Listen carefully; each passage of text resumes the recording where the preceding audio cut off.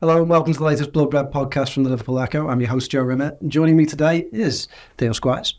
How are you? All right, been doing this a lot recently. Yeah, you're the international break king, aren't you? We bring you in for every international break pod. And Keifer, I feel like I haven't seen you for a while. I know, yeah. I felt like I was in Theo's shoes. I did a lot kind of through the summer and then maybe been out on loan a bit, other things, and now I'm back. You okay? Yeah. Yeah, very well. Well, in terms of today, I haven't got too much written down we've had to talk about. One listener, Paul Flanagan, thank you for the message, wanted an in-depth discussion on the midfield. So we'll pick that up in the pod. I think it's the main discussion for Liverpool this season anyway, isn't it? But before that, because we recorded early on Friday, of course, Theo, you were there. We recorded before all the financial fair play or profit and sustainability, if we're being absolutely correct. Results with Everton, obviously a 10-point deduction, which I think stunned us all, really. Even the guys covering Everton, I don't think expected such a big points deduction. I don't think the club themselves expected such a big points deduction. When it happened, just to give listeners some context, Everton, I think, knew there was going to be a sporting sanction, but didn't know that the severity of it. And then when 10 points dropped, I think there was a lot of shock and anger from the. It's a Premier League record, isn't it? Only three teams have been dubbed. Yeah, but Portsmouth, I think, was the close one at 9 points in 2000. That's automatic, isn't it, for administration? Yeah, for administration, yeah. So it was quite a stunning turn of events, really. But obviously, throughout the weekend, and to be honest, the top stories that people are reading on our website are all about FFP at the moment, are all about the possible sanctions that could happen for Man City and Chelsea, who also, one club's in charge, the other club's being investigated. So it's thrown up some interesting questions, so I thought it would be worth a discussion. Theo, let's start with just both of you. Well, what are your initial thoughts on 10 points? Did you think it was harsh? Did you think it was just? What did you think? I thought it was a little bit harsh. Like, from my understanding, Everton have been very open with the Premier League or the Commission during this whole process. And, but they have broken the rules. They've admitted that as well. They've admitted that as well. It's not as though it's City where we've done nothing wrong when there's 115 charges against the name. And let's point this out. City's 115 charges. Everton is 1 charge. Yeah. So you wouldn't be surprised if they appeal it. It gets reduced. But it kind of feels like they wanted to make a statement out of Everton. Like, if they'd come to a resolution about this last year, 10 points relegates Everton. The year they were investigating 2 years ago, 10 points relegates Everton. This year, they stay up anyway. The 3 teams who are in the relegation hunt with them are that much weaker. It's not going to make that much of a difference. But they'll be able to make that big statement, and then it makes Cities and the Chelseas go, hang on, what's going to happen to us? Yeah, it's a bit harsh. We'll see what happens with the appeal. You would expect it to potentially get reduced, but it's unprecedented times. The fact that they have come out and made this strong, right, this is what's going to happen, you do wonder what's going to happen next. Yeah, I mean, that's my thinking, Keifer, is that maybe they've been hit with 10 points with something in the back of the Commission's mind, in the sense that they'll appeal it. That'll probably get dropped down to maybe 5 or 6. But what did you initially make of it? Were you shocked? Did you think it was just? Yeah, I mean, that's kind of same as what Theo says. I mean, it was shocked, and as he says, the Premier League record. But I think we all kind of knew that Everton were going to be made, a case of, because not only has it gone on, and we've got City coming up, these kind of charges that they've had over the last 10 years or so, but obviously there's this talk in the background of a football regulator coming. So I think everyone knew that the Premier League had to go big and go hard to kind of say, look, we can keep our own house in order, and they had to make a big statement. But the irony is, in doing that, I think the whole football world has realised that it's a pretty disproportionate punishment for Everton, and in that people have now thought, well, the Premier League clearly can't regulate their own game. They're handing out 10 points for this when we've got this City case. And I think it does open up, a nasty kind of worms, in the sense of you've now got what could happen with the teams who were relegated in the previous 2 seasons, and kind of, do they go and sue? And I mean, that just opens, as I say, an entire different kind of words, which, could have huge ramifications on Everton as a future, especially with, talk of takeovers and that kind of hanging by the balance. But then, as Theo said, you've got the City stuff, and I'm not going to pretend I'm a legal expert. I don't think anyone is on this Manchester City case. There's more questions than answers at the minute.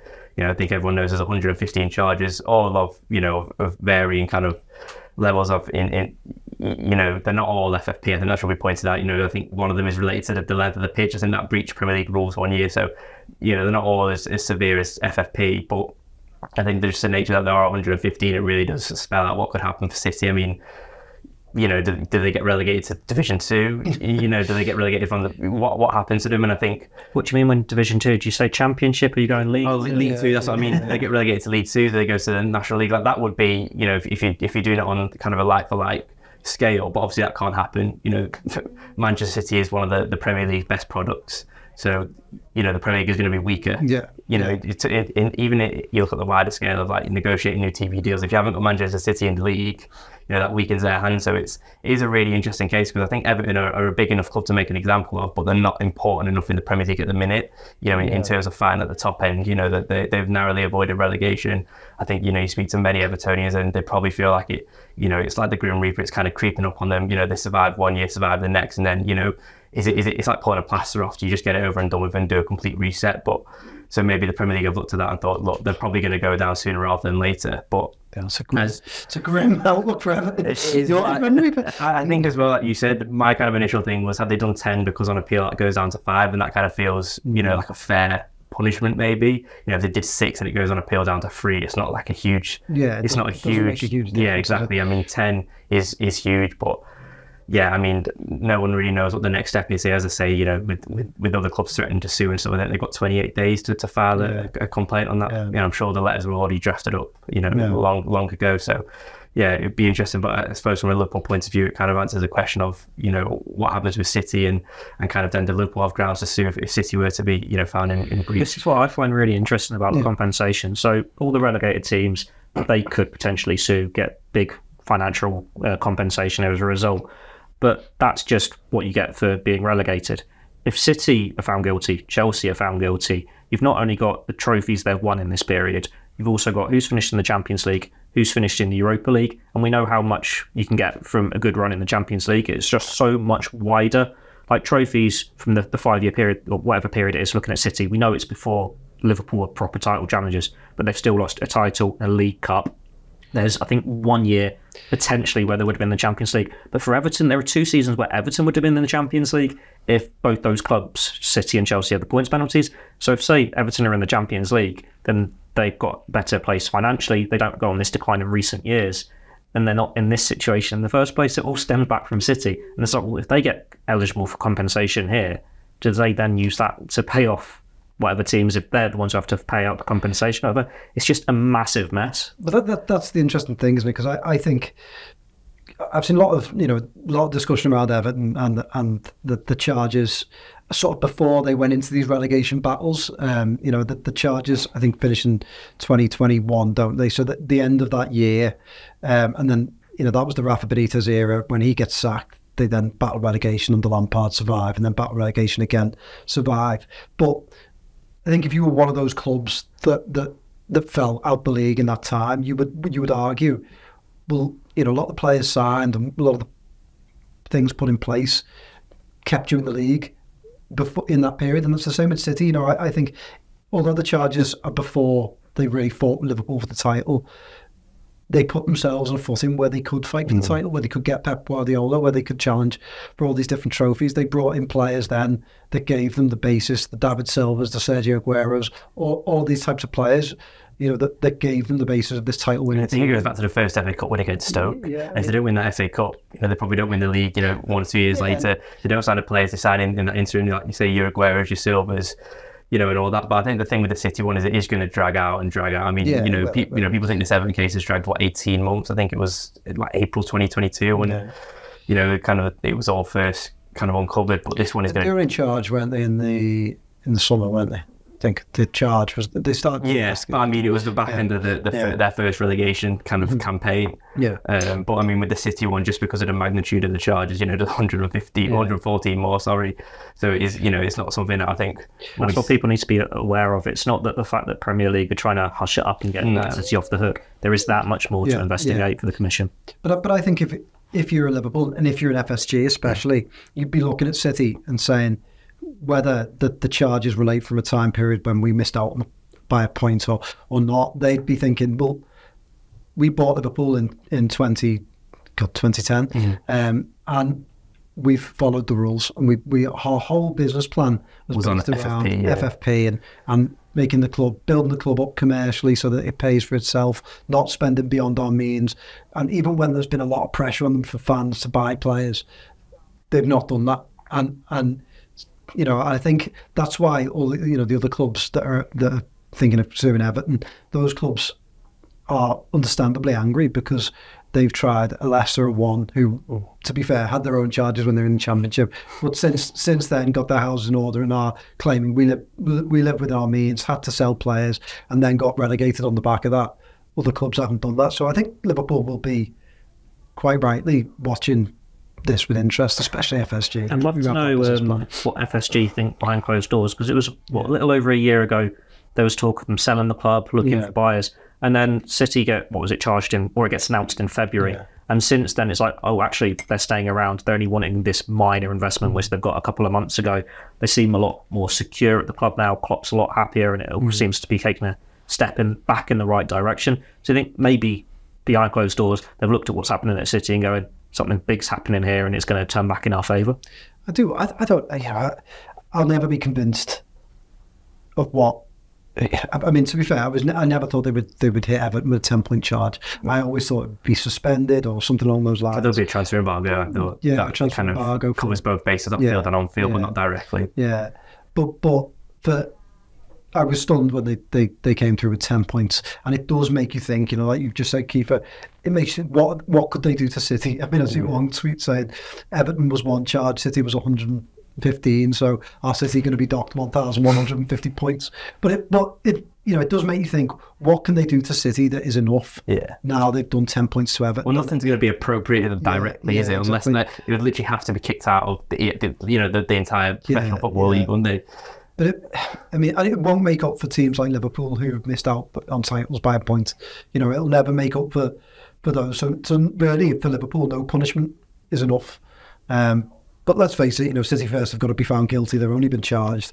Chelsea are only being investigated. They've got to be charged and found guilty. So there's a lot of ifs and buts. A lot of ifs and buts. But what I do wonder with this 10-point thing with Everton, whether it could send a warning sign to the rest of the Premier League to get your houses in order and start acting a bit more responsibly. And at least with Liverpool, we know that they've done that throughout FSG's time at the club. Keifer, you look like you're... I was just about to nip in and kind of say exactly what you said. Like, you know, it sends a message to the rest of the Premier League, and at a time when you've got, you know, essentially Saudi Arabia taking over Newcastle 18 months ago, and you look at the money they're throwing around, and, you know, this is only, I'd say, 18 months into their kind of tenure. Even if, you know, nothing's going to...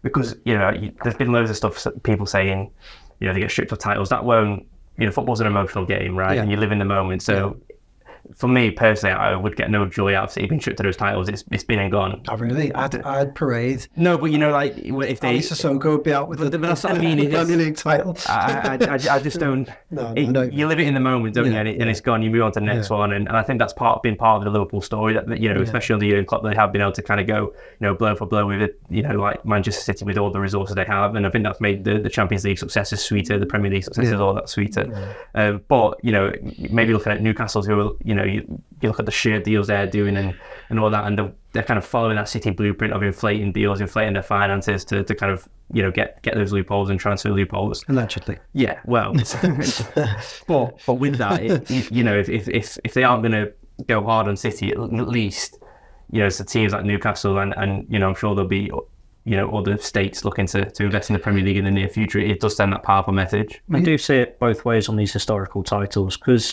say Liverpool hadn't had this great period under Jurgen Klopp and 13-14 remained the closest they've got to winning the Premier League. If you found out the City have cheated and that's the reason you've not got it, this City would be furious. It's only because they've been cheating and Liverpool have still won prizes that it's not as bitter pill to swallow. The flip side is that if that was the closest they've got for 10 years, you wouldn't want that to be first title in whatever it would have been 27 years. When they won, like, oh, we want year one you won to be behind closed doors because apparently. To be fair, with that one, they if they hadn't played another game, they still would have won the league. Do you know what I mean? That was all done, wasn't it? It's a strange one. Like, as you say, football moves on. You look forward. But we've seen examples in the past, like you think of Italy when they had a big match-fixing scandal. Juventus got relegated. I think they had a 30-point penalty in but at the bottom of Serie B. That title was and they still came back up. Yeah. But the team that finished second, I think, given those titles, Inter Milan, and then when they were third and AC Milan was second because they were docked as well, I don't think that title was reassigned. Yeah. But it's like, well, how much does that mean? Like, when you have those reassigned titles, like, it would be on Liverpool's notebook that they've won it once more. If City get investigated further, you could win it a couple more times. But that's not going to be one you really look to. That time's gone. You look to what they've actually achieved and what they could achieve. There is a line, wasn't there, from the Commission that when you've got such rich owners, there's no point finding them. It makes no difference whatsoever. So it has to be a sporting sanction. And if you're going forward, whatever you do to City, it will hinder them in the Premier League. It will hinder them in qualifying for the Champions League. And maybe that's when Liverpool can pounce. But it is unprecedented times. And it's just interesting when you look at how Everton have been very open throughout the process and say, yeah, we've done this. To be fair, they have Chelsea have as well. The Commission did say that they have been less than frank. So there's elements they've been open with and other elements that perhaps they've not been. But look, Chelsea, theirs is from a previous ownership. So the new owners have spotted something in the books. They are the ones who have gone and said, yeah, this has happened, and you investigate it. They've all been open in this. Whereas Man City, they're still saying, we have done absolutely nothing wrong.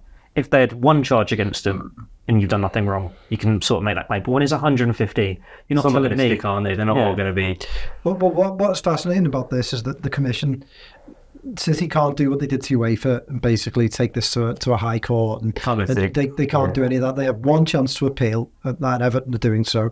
And they appeal back to another independent commission. That has to be seen before the end of this year. And if they don't, if that appeal is rejected, that's it. Mm-hmm. So I think this will be interesting, and maybe City will find different legal loopholes that they can exploit. Better lawyers. But it will be interesting that if they are hit with big charges, they can't just tie this up in litigation for years to come. I mean, they did it with UEFA. They got a 2-year ban and ended up with a hefty fine, and they win the Champions League 2-3 years later. So it means nothing. But first of all, I would say that you two are far too nice. I'd be straight down to the Anfield trophy wall. Titles. Yeah, of course. The only person who strikes me someone who'd do that is Jose Enrique. He did the advert an hour still the other day. I mean, why not? He'd be straight on his Wikipedia changing it when he is on his one. I'd be hiring the nearest. Well, Steven Gerrard would have his medal, wouldn't he? So that'd be something. I just think it's hollow. It's just really hollow and just like. But is it more hollow than cheating to win? It's if you think football's a pure game, then you're probably No, I'm only half joking, but I do think I essentially think that what is worse, celebrating titles that you didn't win on the pitch, or celebrating titles that you. Oh no, I'd have them be stripped off City, but I just hate them to be reassigned. No. I just think that element of it just would. I wouldn't hate it to be reassigned. Like, maybe you do need it for the record books, but I wouldn't be like wildly celebrating. It's basically like it's like the line in Damned United, isn't it? The Brian Clough thing. The first thing you can do for me is take all your trophies, all your cups, all your pots and all your pans and put them in the biggest dustbin you can find. You've won them all by choosing. Mark, can we click that? Yeah, that's a very awful impression. But it's an impression. Yeah. It's just quoting. Yeah, but you did it in an accent, so. That's just my accent, isn't it? It is really interesting. I think you're both right. As much as we can joke about reassigned titles and open top bus tours, which I would definitely be on. I think it's more what it means for the future. Yeah. And Saudi Arabia and Newcastle is an interesting case because I think they've been a lot more careful than you've seen other clubs with state owners or big benefactors come in and they, let's face it, they need players, don't they, at the moment? Newcastle, they've got an injury crisis, but whether they can sign them. And I think they're trying to look at different ways around the rules to sign players at the moment. But certainly in the summer, they didn't really go crazy, did they? They still signed big players, but they didn't spend like we've seen City, Chelsea at the moment. We've seen others spend. And I thought that was interesting. And it does feel like they're going to have to work a lot harder to get them to a place where they can spend money. I think though with FFP, I don't know if it will come off the back of this, but I do think it does need a restructuring in some sense because, from a City point of view, obviously they can, as we've seen, they can find loopholes and other teams will continue to do that. But then I do think on the flip side is not on Newcastle, but if you're a side similar to Newcastle, I do think it prevents it allows a closed shop of those kind of top 6, top 7 European places. So I do think from that element, I don't know how they'll do it. And to be honest, I don't really think anyone knows what FFP is at the minute or the parameters of it.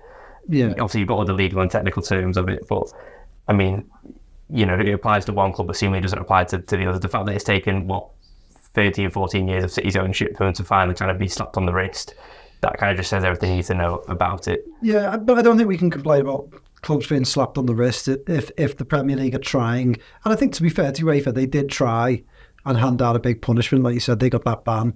And obviously they got, I mean, I find it very bizarre that UEFA tried to do them for their own time-barred rules. You know, but I would have thought that they would know that they couldn't do that. But even with the City one initially, it came from leaks in Germany, didn't it? Yeah, it did. So like the fact that like it was there in the Premier League and the freedom, I could have told you that. Yeah. I mean, you know, just some of the things that they you know, City won there. I mean, the books came out last week, didn't they? And it was the record revenue was at 700 and something million. It's bizarre, isn't it? And that's been kind of steadily growing for years. And I know they've just won the treble and stuff, but I mean, the fact that they've eclipsed United and you know, significantly eclipsed Liverpool, the two probably biggest football clubs, you know, two of the biggest in the world, and they've done that in, you know, 14 years of kind of building this, you know, I know they've fighting before, but a global fan base, it just all stinks, doesn't They it? don't sell out the stadium, they don't do this and that, like there's still nowhere near as much interest in them as there is in a and they will get that legacy from the treble in, you know, in 10, 15 years time, but for the meantime, you know, it's just bizarre the numbers they're putting up and that no one's really been able to charge it properly. Yeah. Well, it's certainly going to be very interesting going forward, and I think as Liverpool supporters and anyone associated with the club, they'd be keeping a close eye on it. We'll move on then to talk about the midfield. Thanks again, Paul, for sending me a message, and if you do want us to talk about something on the pod, send us a DM or a Your tweet. DM's open? No, they're not, but I follow Paul. So send me a tweet. Or if you like, I might follow you back. But yeah, I mean, or send us an email. joe.rimmer@reachplc.com. I'm always open to suggestions. I thought you were going to put Doyley's email. Certainly during the international break, I'm more than open to suggestions. But we've discussed the midfield a lot on the pod, but we've not probably done a deep dive, if you like. So let's do as deep a dive as this international break pod will allow. And let's start with the current and just think about what makes up the strongest midfield Liverpool could put out against Man City, and then sort of take it back from there and have a look at what else has made up this midfield this season. So I'll put that on both of you. What is the strongest midfield in your mind that they could put out next week against City? We say everyone's fit? No, just from the players that, like Gravenberch, let's say he's fit, because we don't know he's definitely going to be fit, but let's just say he is. Well, Szoboszlai definitely starts. He's the first name on the list in that midfield. Great international break for him, by the way. So scoring those 2 goals in a minute last night, sending them to Euros, and then drinking a shot of Palinka, which is foul stuff. Should we do that on a Christmas night out? Or we'll do a shot of Palinka? No, because I'll be in a lot of trouble. But yeah, I mean, I've drank Palinka. It's awful. Have you ever had Palinka? I think I avoided it when I went to Budapest in the summer. Yeah, I was on a stag do in Budapest. It's foul stuff. But yeah, well done to Szoboszlai. Continue. If Curtis Jones is fit, he starts for me as well. Like, I know there's the argument you want to see McAllister in his preferred position further forward, and we see the best of him, but we've not seen the best of him yet. He's probably still the number 6, whereas Curtis Jones, he offers you that work rate, and he covers so much, and he's a bit more, I don't want to say he's more conservative, but he seems to complement Szoboszlai really well. Liverpool's midfield seems to be an overall package there. It seems to be better balanced. And while it's great to see Gravenberch drop his shoulder and beat 3 men, you've had your issues with that. Where's the substance to it? Whereas Jones is a bit more the finished article. He's got that confidence and that aura about him now. Just to interrupt, I don't think he's the finished article, but I think you're right. I think he's tactically better at the moment than Gravenberch, and that's brilliant for the press. Yeah, brilliant for the press, and brilliant for being an outlet on the left. That the West Ham game, I think was a game where I really noticed the way he showed for the ball, the way he held it up, the way he moves it off. It doesn't do anything really flashy, but brings greater balance to Liverpool's midfield. And I think at City, look, it's going to be really difficult. I don't think you should judge anyone on the back of City, but I think you need that balance, don't you? And that's where I like Gravenberch. I think he's got a lot of potential. But I think some of the dribbles and stuff like that don't help you tactically against the City. But sorry, continue. So yeah, I think the number 8s, there's no debate there at all. You know who's your strongest options. You know who you want to see there. But there's still that big gaping hole of who on earth plays as number 6. I think Gorsty's planning a piece on this today as well, actually. So if you don't want to just listen to us, you can read whatever he says later on. But McAllister, I'm not convinced by him playing as a number 6. I know all the records and stats this year saying, he's great at winning the ball back, but he just looks a bit slow. And it's like in pre-season, I think it was Bayern when they were putting everyone on Jones and it fell apart. City will do that to McAllister as a number 6, but City will also do that to Endo if he's playing there. Like, he's more of a number 6, but he's still a little bit slow. He's a little bit rash. We've seen that in tackles. And then the only other option you've got is Trent. And if you play Trent there, which could make sense against City, because you can then have a more defensive, conservative option with Joe Gomez at right back. It's just, you think if they wanted to do that, it's something they would have tried in the past. So I'd expect it to be McAllister, and you're just hoping he doesn't get torn apart. He can actually step up and really make the position his own, show why Klopp has got faith in him there. But I believe he's like the one Liverpool player who's had a difficult international break. I think he was subbed at half time or something like that, and Argentina's lost to Uruguay playing at the number 6. Something for him is not clicking at the moment, and it's something we've pointed out in the summer, we're pointing out now, we'll point out in January, we'll point out next summer. Fabinho wasn't at his best last year, but at least he was this established holding midfielder. It's something Liverpool still lack. Keifer? Yeah, lots to unpack there. I think I agree with everything Theo said, but I think Klopp might throw a curveball on Saturday, and I've actually suspected it for a while, especially in the kind of the big 6 games away from home. I think he'll go for 4-2-3-1, and I think he'll just go blow for blow with City. I just don't think Liverpool have enough to sit off and kind of allow City to come on them, because whoever's playing, I think they'll kill you to death with passing. So I think that he'll do Jones and Szoboszlai as a 2, and then the 4 lads up front. And obviously, I think so. And a recent offensive he did it a few years ago during the COVID year, didn't he? That was like the best 45 minutes of football ever, wasn't it? And it could have been like 3-1 at half time. I think it finished 1-1 or 2-2 that game, but. That was the one, wasn't it? It was Salah got penalty, was it? Yeah. And then the second half, they went back to But I think he did that at Wolves into the game when McAllister struggled after playing in Bolivia. And he went to Szoboszlai and Jones, and as everything Theo just said about Jones there in terms of just having more control, and I think he's realised this season, and as well the back end of last year, I think he's realised less is more. Certain situations of, we know what player was coming through the ranks, but you're never going to be that main man at Liverpool unless you are, one of the best players in the world. And Jones isn't, but he's a really good cog. And I think, cogs make winning teams. And, with Jones now, especially ball retention, that's going to be important against City, keeping the ball. If they don't have the ball, they're not going to score. It's very simple. So not that I expect Liverpool to outdo him in terms of possession, but I just think when they do get the ball, they have to pick the passes and pick the right moment and look at when to kind of go for that killer ball. And I just think, again, if they go for the 4, I think Salah might be the 9, maybe, or he could be on the right, but I think Gakpo will probably be a 10, might sit on Rodri, just kind of limit that kind of passing lane. And Rodri's a doubt though, isn't he? He played yesterday. He played 86 for Spain. So another suspect injury that will be fine come the weekend. So he played against George, so he'll probably play, but I just think, physicality at a place like that, the Etihad will count for a lot. So it's a curveball, but he's shown that I just think Liverpool, it's a risk, and they could lose 4-5-0 off the back of it. But I just think Klopp would rather go out swinging than sit back. And I sort of take your point, and I think it makes a lot of sense. I don't know whether I'd play Jones there. I think I can't see Klopp doing this. I think there is a point where I'd like to see him give Trent a try, and I think Trent in a 2, it makes more sense than just playing him there in a 1 at the moment. I think he will probably do that if Robertson's fit, but I think he'll do Gomez at left back. I think then he just has to do Trent purely to get one of the wingers going forward, one of the fullbacks going forward. And then I think, Jones, probably a bit better further forward, isn't he? But I just think McAllister struggled this year, and I think against teams at home, he was brilliant against Forest. McAllister the other week in lone 6, but I think that's when he's almost acting as another 8, and you're breaking down a low block. I think that's fine, and Liverpool will get by, and they'll be expected to beat Nottingham Forest and Brentford and West Ham at home. I think it's when the title's won and lost, when it is get to April and you've got to go to Old Trafford, or you've got to go to Goodison Park or something like that, and you've maybe got to make a statement. You've got to win your last 8 games to go for the title. I think that's when. And to be fair with this one, I know City are a point ahead, but I don't think it's too detrimental if Liverpool lose this one. You obviously don't want them to, but it's... No. What are you aiming for? A title challenge or top 4? I think they've got to have eyes on the title at the minute. I think they've started so well. But I don't think you can kind of... I don't think it would be the right thing to say that we're only in a top 4 race now. I think, maybe in January, if it...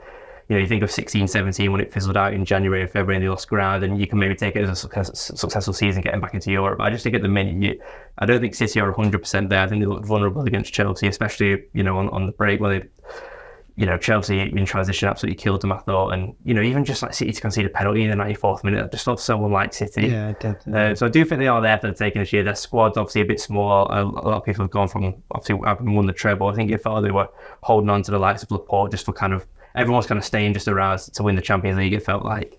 They've obviously struggled with injuries, as Liverpool know, that can kind of kill a season off. So I just think if you're saying now, we're only in it for the top four, it's a bit counterproductive. I don't think you go into the season ever going, I think you go after the title as long as you can go after the title. Yeah, 100%. And then you just readjust when you can't. And I think Liverpool have given themselves the basis to go after the title. And City, I agree with Keifer. And, I still fully expect City to get their house in order and win the last 20 games or whatever it is that they do and just win the league. But there has been elements of them this year. And to be fair, they often do this in the first half of the season, but they seem to be conceding goals. They seem to be just losing like that. That did feel unlike City. As soon as they went to lunge in in the 90, someone like Ruben Diaz. Yeah, it just was just like your captain doing that. So I don't know. I think I still expect City to get the house in order. I still think they're by far the best football team in the league. But I think for Liverpool, you just go after it, don't you? Yeah, I think if you look at your league winners this year, it's probably 90 absolute max. I don't think it's going to be 97, 98 as we've seen in previous years. I think if you get 90, you've got two hands on the title probably. Yeah. I think you could even probably see that 86, 87 winning this year, because I think the quality at the top end of the league is better than it has been in recent years. Yeah. I think what makes the midfield battle even more important here is how well Van Dijk's playing. If Van Dijk, Canate, Matt's brothers next to him have a really, really good game. Even Gomez, because we saw him do amazing against City at Anfield last year. You keep Haaland quiet, and if you keep Haaland quiet, City are essentially playing with 10 men. Like, we know he's not involved in that build-up play. So you can take that out. That's a man advantage if you're on top of your game. So if you then win in the midfield battle, you're the ones who are dictating play. Like, City's midfield is very good at being in possession and just blitzing sides. But if you get your bodies in there, and that's why Curtis Jones and Szoboszlai could be so important, when they are overrunning them, you can turn the tide your way. Yeah, it's interesting what you said about change of formation. And on one hand, I agree with you. I think it would be good. But you said Klopp would go out swinging, but that's where I think Klopp, we don't often see him change style or system. And I often think that's because he backs his players. Yeah. And he will back McAllister in that role, or he'll back Endo in that role. And that really, I'd worry if he backs Endo or McAllister in this role. I don't think he can play Endo. I think that's a non-starter. No. I think I do agree with you. I mean, he came out a few weeks ago and kind of said, this is what we're working for. It wasn't a short-term thing. Yeah. McAllister is the man for the season, and I think then to say that in public, and then if you dropped him for arguably your biggest game of the season, that's that's quite a statement to McAllister, isn't it? But I don't know. I just certainly I don't know whether he'll go through it, but I just feel like 4-2-3-1 that could be the best way for Liverpool to go, because then with Gakpo you've got someone who can drop in, and you almost got a variation of the 4-3-3 there, and you've got the stability. Gakpo has played midfield already this season. I know he hasn't been great when he's played there, but he played there last week against Brentford as well. So I think he's certainly got options. It's he's to coin a phrase that you don't like, he's got a Swiss Army knife of players at his disposal. But I don't dislike the phrase. I just think nobody has a Swiss Army. It's the most he would. But it's the most useful. I didn't buy it. Thing it's the most useful thing that there is, isn't it? Nobody, even the Swiss. It's a great saying on you. Knives, do they? I don't think I've used it yet, to be fair. Does the Swiss Army give out those knives when they sign up? Aren't they just neutral? Well, exactly. Do they even have an army? Don't know. Swiss answer. But midfield, Endo. Let's talk Endo. You said you don't think Klopp will trust him in that game. I don't think Klopp will trust him in that game. Don't think Klopp will trust him in many games, to be honest. Where do you think Endo's at, Theo, at the moment? Do you think it's still a case of adjusting? Do you think it's a case of him not really being up to scratch at Liverpool? Do you think it's going to be like a one season and done for him? Where do you see him at the moment? I see him like a Ragnar Klavan. That you've come in, you're going to be an experienced squad player, you can do a job, but we don't really want to turn to you as first choice. Yeah. Like the fact that they have gone for someone who's that bit older, that is what Klavan was when they signed him at centre back. You want them to have Bajcetic back to his best and making that position his own. But I've said on podcasts before, he's still 19. He's still a boy. His body is not ready yet to be starting there. You could still very well not blocking his pathway. But if we're taking Jones as an example, it's going to take 3 or 4 years before he can make that position his own. So you still need someone else there to fill in the gaps. and it does seem like McAllister's the way they want to go. Yeah. I know you said before maybe Thiago would have been if Thiago had been fit. I think if he'd have been fit. But then we've not seen Thiago since April. We've not started a game since February. His missus has got pregnant and had the baby since the last time. That's how long he's been out for. Yeah. It's rather surreal. But Endo, he's had good games against the lesser opposition. Like he at least wants to get the ball back, bring it forward. And there are other times where he's just that little bit slow to it, where he's conceded a silly foul. Like he was a bit lucky not to be sent off against Toulouse. I think there was suggestions he could have maybe got his marching orders at the weekend too against Brentford, even though the first yellow card was obviously ridiculous. You think he can't be that second off it. Maybe it takes time. Like you can look to Fabinho, Oxlade-Chamberlain, Robertson, how it does take time, and then you get a run in the side and it suddenly clicks. And maybe it will take him a little bit longer because it's not as though, like say Fabinho as the example, Fabinho had been at Real Madrid. He'd trained with their Galacticos. He played like once for the first team. He'd been at a good Monaco side. Whereas Endo has been in a side. He was younger. Yeah. Whereas Endo has spent his whole career pretty much in Europe, in Germany, a side that was in the second division, then fighting against relegation. Like in that side, he was playing at like Nat Phillips and stuff like this. And we're not saying, Nat Phillips can be a first choice centre back for Liverpool. It is a different level. And while Klopp can say, he's really good, he's so underrated, like everyone in Germany raves about him. Everyone in Germany raved about Naby Keita, and that didn't quite click for Liverpool as well. And no, I'd say he's a level above. With Endo, it just seems he's a squad player. I don't see a player there who's going to be first choice for Liverpool. He's not just bridging the gap until they can pass the baton on to Besetic. He's just an extra body who can do a job for a couple of years, and then they'll move him on. I think Klopp raves about him, but ultimately he can say nice things about him in the fresh, but we know that when there's come down to games, he's not really played in this season, and he is the only real recognised number 6 in the squad, and they haven't played him. So I think that tells you all you need to know. Moving on to Gravenberch. Keifer, what have you made of Gravenberch start? Where do you see him? My question with Gravenberch is, where does he fit in the future? Right now I think he's still finding his way, but where do you see him in that midfield? Probably on the left, and it's quite weird, isn't it? Because I think for so much of last season we were crying out for a left side. Well, so many positions in midfield, but the left sided one was one people said, they hadn't had someone since Gio and Aldim, and then Curtis Jones kind of returns from injury and strings together 10 or so games, whatever, and he starts the season really well. But I do like Gravenberch. I think he's a different player to Jones. I think. As I said, I think Jones has clearly been moulded into a kind of a perfect cog in terms of, as Theo said earlier, his pressing is really good and his ball retention is really good. He's kind of the opposite of the player that came through that was quite flamboyant. He's kind of mellowed, hasn't he? And as I said, realises that less is more. But I think as Gravenberch now, he's a bit more. He can carry the ball. So it's difficult because we've not seen a great deal of him. But from what I have seen, I think I mentioned a few weeks ago on the pod that he does remind me of like Wijnaldum, but not the Liverpool Wijnaldum that we saw. But what you'd see on Holland, where he was kind of box to box and carry the ball. But I think there's been a few times where his decision making has let him down. When he kind of gets to the final third, gets a bit too excited. But that will come. I mean, he's still young. He's I'd say he was at Ajax, but even at Bayern Munich he didn't play that much, so he wouldn't have had that experience of like the pressures of a big club. And that'll come with time. But I think the early signs of what we've seen, he can get a goal. He should have had one at Brighton as well. But he can also defend and put in a tackle. The thing I really liked about him with the Everton game was just receiving the ball kind of wherever it was, whether it was his back to goal, on the byline, up in the air, whatever. He was really calm and composed. And got a nice turn on and once he showed a clean pair of heels just to get away from anyone. And I think that was something that Liverpool had been missing, because for like last season, especially an aging Jordan Henderson and aging Fabinho as well, James Milner, all those kind of players, they didn't really have someone who could kind of burst through and break a press or whatever. But he's shown that he can do that. So if you're looking in the short term, I'd probably say Curtis Jones is still your man for that shirt, and I'd expect him, if he's fit, to start on Saturday. But in the long term, the medium to long term, the next 2, 3, 4, 5 years, I think Gravenberch could really be a player that could cement do kind of a similar role to what Wijnaldum did. Yeah, I think you can see why the coaching staff would be so excited to work with him and try and get him to move up levels, because he's just got so many different. He's a proper Dutch player, isn't he? In terms of you could probably drop him into any Liverpool side and he'd find a role, whether it be 6, 8, 10. He's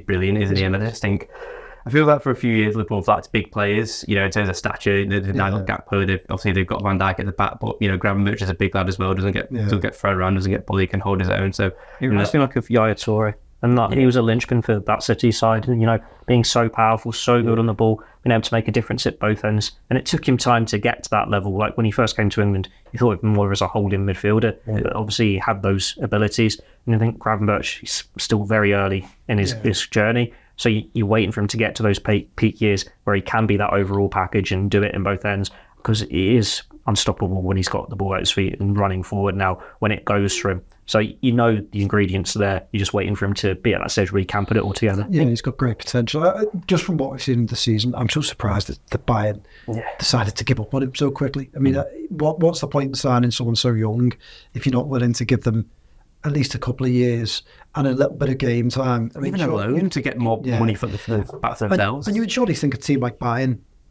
who, I mean, I know they did get pushed a bit last season with the league, but with the trophies they expect to win, would be able to provide game time for him. But and that's because of the changes behind the scenes. Like we saw it Liverpool 14-15, where you bring in all those new signings, younger players like Markovic, and then they gave up on him pretty quickly.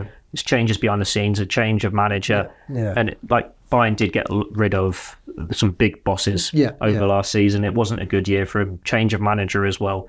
He was just a player they were happy to sacrifice that maybe would have had a chance in the previous regime in a good year for Bayern Munich, but their loss is Liverpool's gain. I suppose the thing is as well, from a Klopp point of view, is that, you know, if you compare his situation with Endo's, and you look at the games Endo's been thrown into, but Gravenberch pretty much, you know, straight away was thrown into Premier League games. It obviously shows that Klopp, from a tactical point of view, you know, we know how hard it is to play in a Klopp midfield, how demanding it is. He clearly trusts Gravenberch, and he's what, 21 years old. To kind of have that trust already, you know, I think he's only played 12 games in all competitions. The fact, you know, he starts a Merseyside derby, you know, he's starting big games. I mean, again, you won't be surprised if he started on Saturday at City. It kind of just shows that, you know, it doesn't matter how many games he's played in his career. You know, he didn't play that much at Bayern Munich, but clearly there's something there that Klopp is really buying into. I mean, he was a big fixture for Ajax as well, and he played in some huge fixtures for them. Can we finish off with a quick chat about Harvey Elliott, Theo? I mean, he's somebody who feels like a very experienced young player, doesn't he? He's played a lot of games for Liverpool already. He's played a lot of games in different positions. Where do you see his long-term future at Liverpool in terms of positionally? Because I'll talk about my own thoughts, but I've got some doubts as to where. Yeah, you've written him off a couple of times, haven't you? I'm not writing him off. I'm not Theo Squires, so I don't write people off. But I do think with Elliott, my worry for him is physically. To play in a Klopp midfield, you have to be quite physical. And, you know, I've seen a lot of people say, well, he could be like I say, take David Silva style player for Liverpool. But I think to do that, you have to be, and this isn't knocking Elliott, but you have to be the absolute in the top tier of footballers on the planet. And I don't think Elliott is quite there. Whether he gets there, I really hope he does. I think he's been a good impact player for Liverpool, and he's quite good when they need a slight change of style. But long term, I just wonder where his position is, because I don't see him playing in the front three, because I don't think he's quick enough, and I don't see him becoming a fixture in midfield because I don't think he's physical enough. So where does he feature? I don't think we need to make that decision on him yet. Like when he came at 16, you're probably thinking he might grow a bit, but then he hasn't. But he's still got time to bulk out. Like Curtis Jones a year ago was still bulk out anymore, though, is he? I mean, well, Curtis Jones is beefier this year than he was 18 months ago. Like he's got to 22 and he's now, you can properly be in a men's midfield now, whereas Harvey Elliott is still only, I think, 20, maybe 21. He's still that bit younger. There's more pressure on him because he came through that much earlier. Like he was at one point the youngest player in Premier League history. We've seen a lot of him, but he's obviously a very talented player. He's got brilliant talent. And like for England under 21s, he's playing both positions. He can be a number 10, he can be a number 8, he can be on the right wing. At Liverpool, you want him to be doing more in the final third, whether it's more goals, more assists. Obviously, he set up Diaz against Luton. Yeah. But when he's getting the starts for the 21s, he is returning that. You're just waiting for him to make those next steps. And I'm not concerned about him because I look at how Jones developed in those 2 years. And I think he's similar sort of style and quality that he showed at the younger level, where there's obviously a really talented player there. You're waiting for him to make the steps. What the concern is, when you sign him, you look at Henderson's getting older, Fabinho's getting older, Thiago's getting older. There is an easy pathway for him into that team when it is time to pass on the baton. Now they've just spent 150 million on a new midfield. There isn't that pathway for him. Like it's a challenge for Jones to come in and stamp down his place. Jones is going to have to be at the very best of his game to make that position his own. With Elliott, you're up against Szoboszlai now. Szoboszlai is elite from what we've seen. And that's the problem. I thought Elliott, and I don't know what you think, Keifer, but I thought it was at his best sort of early in the 21, 22 before his injury. Yeah. When they played Burnley, I remember at Anfield, very, very good. Linking up with Salah. Yeah. But like you just said, Szoboszlai's come in. He's now played in that position. So where does Elliott fit? What do you think? I'm not sure. I was on a discussion with someone the other day, and it was kind of mentioned Mason Mount in terms of you don't want to become one of those players where his versatility kills him, where he gets to like 25, 26, and it's like, what position does he play? And it's kind of like, who wants him? I think, as Theo said, it's not something you worry about for the meantime because he's delivering on the pitch for Liverpool, and whether that be something he wants to do long term, who knows? But he's producing the goods. He's made an impact this season, and even though he's played well, he's certainly already had less starts than he would have had at this stage last season. He's probably had a bigger impact, I think we'd all say. Yeah, in fewer games. But as you say, Joe, I don't think he's quick enough to play on the wing, and I don't think he's big enough, or I don't think he's got that technical kind of nous either to play in midfield. And it goes back to what you said about David Silva. He doesn't have to be David Silva, but to kind of receive the ball on the half turn. I mean, Trent has struggled with it. They clearly thought Trent won't be able to play midfield. When they kind of revised his plan into the first team, to receive the ball on the half turn and pick 40 or past that, you've got to be one of the best players about. And I don't think he's at that category in the Premier League. I certainly don't think at Liverpool, you're looking at Szoboszlai, who's got a stature and an aura. I don't think Elliott has that yet. And it's difficult, isn't it, to judge him because he's only played, 2.5 seasons in this midfield role. You say it was the start of the 21-22 season when he come back from Blackburn and then they put him in that midfield role. And it feels like now he's kind of got to a certain point. I feel like he needs a refresh of some kind of sort. I know he's, as I said, returning the goods, but I just feel like does it go stale? Is he going to be satisfied, coming off the bench, playing 50 minutes here, playing 50 minutes there, starting Europa League games? I think he needs to kind of, I don't know how Liverpool do it. I don't know if it's a change in formation. I don't know if it's, the same kind of thing as we see with Fabio Carvalho, but he seems to be better at affecting games when he comes off the bench. Yeah. And, that's great, but when he's getting starts, he's not making that same difference. And I don't know if that's a positional thing or That'll what. be an age thing. He'll come at the third time. I wouldn't bet against him because his attitude is superb. Oh yeah, he's got one of the best attitudes in that squad. Yeah, he's just so enthusiastic. When he comes on, he wants the ball. He's hunting it. He's another one who's schooled in Klopp's way of playing and pressing and getting it back. But he is smart when he's on the ball, whether he's linking up with Salah, making the runs, getting those crosses or those killer through balls in. Not everything works, but he wants to try. The attitude is all there for him to be what he wants to be. And it will take time, but they're still trying to figure it out. And that's fine when you're that young. He can be this squad player that is good enough to start if you need him to start, but he can come off the bench and make an impact. He can start games when you absolutely need him to. Like, they're going to lose Salah to AFCON in January, February. Elliott probably play on the right there. And you think when Oxlade-Chamberlain was doing it, it wasn't an ideal role for him, but he still came in and got you a few goals. Elliott can do that role. He will get you a few goals, and he can make that sort of difference. He is where he needs to be at this stage of his career. If you get to 23, 24, and he's still doing the same thing, maybe that's when you need to have a conversation. I just think with Elliott, I think there's a cycle where, he doesn't start games, Szoboszlai, whoever, then he comes off the bench, makes an impact, then he gets a start in, say, the Cup or the Europa League or whatever, he doesn't make an impact, then he's back on the bench, and then he comes on, makes an impact. It's like, well, you've got to break that chain of events somehow. I know it's profiting Liverpool, but he'll want to be starting and knocking on the door for Premier League games. So just how do you, break that? How do you get him contributing on a regular basis and make him good enough and ready enough to kind of in the Premier League? And how many midfielders in Klopp's era can you say, yep, they are first choice. They're the ones who are going to start every single week? It's Fabinho. All the others, there's a little bit of rotation there. Yeah, that's what I was going to say. Is this probably the point in the whole of this midfield discussion? I think again about City, and we talk about they've got a small squad, but Pep Guardiola is known for making so many changes, and he's got his squad to a place where, Jack Grealish was had a brilliant season last year, but often rotates out the team, and they don't really bat an eyelid. They just bring someone else in and they play, and everyone as well in that squad. And I think Liverpool need to get to the same place. And I think it's held them back in years gone by. I've talked before about when they were up against Man United, wanting every player to start every week, and if they didn't, they sold them. They need to get to a place where that's okay. Being a part of Liverpool's squad is as good as going to Tottenham and starting every single game every week. And I think Harvey Elliott could play a role in that.